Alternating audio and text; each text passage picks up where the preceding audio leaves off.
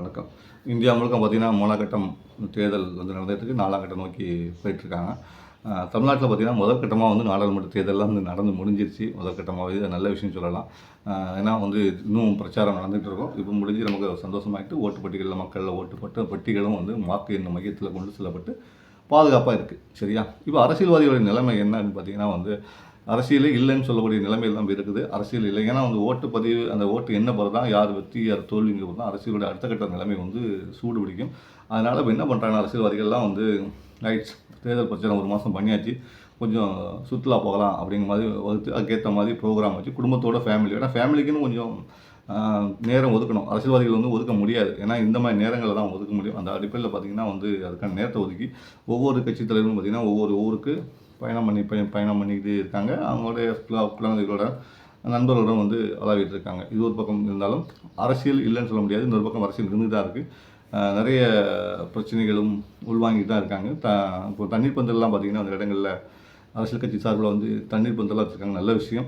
ஆனால் முதல் நாள் வந்து கோலாகலமாக வைக்கப்பட்ட தண்ணீர் பந்தலுடைய நிலைமை இப்போ பார்த்திங்கன்னா வந்து பல்வேறு இடங்களுக்கு கேள்விக்குறியாக தான் இருக்குன்னு நான் சொல்லுவேன்.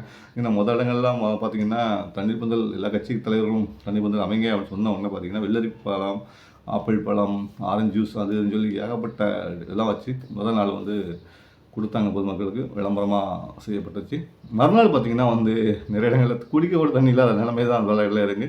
சில இடங்களில் பந்தல் இருக்கும், பானை இருக்காது. சில இடங்களில் பானை இருக்கும், பந்தல் இருக்காது. இப்படி ஒவ்வொரு விஷயமா இருக்குது. அதனால் எந்த ஒரு செயலை செய்தாலும் திருந்த செய்யுங்க சொன்ன மாதிரி எந்த ஒரு சேவை செய்தாலும் அது மக்கள் சேவையாக இருக்கட்டும். நீங்கள் வந்து ஒரு வெள்ளரி பழமோ ஆப்பிள் பழமோ கொடுக்கண்டா அது தண்ணீர் பந்தலில் முடிஞ்ச அளவுக்கு தண்ணீர் காலியாக தண்ணீர் நிரப்பி வைங்க. ஏன்னா வந்து இந்த வெயில் காலம் ரொம்ப அதிகமாக இருக்கிறனால மக்கள் வந்து தண்ணி தாகமாக அதிகமாக தான் அலைகிறாங்க.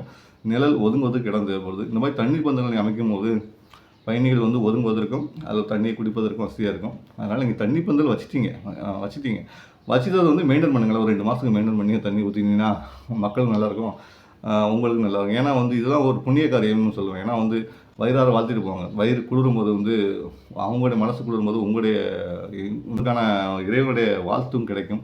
ஒரு நல்ல அரசியல் சேவையாக இருக்கும் அப்படின்னு நம்ம நம்புகிறோம். அதனால் வந்து அந்த தண்ணீர் பந்தலை வந்து ஒழுங்காக நீங்கள் பராமரிச்சினா ரொம்ப சந்தோஷமாக இருக்கும். தொடர்ந்து நம்ம அரசியல் பேசுவோம். நான் உங்கள் பேனாக்காரன். நன்றி.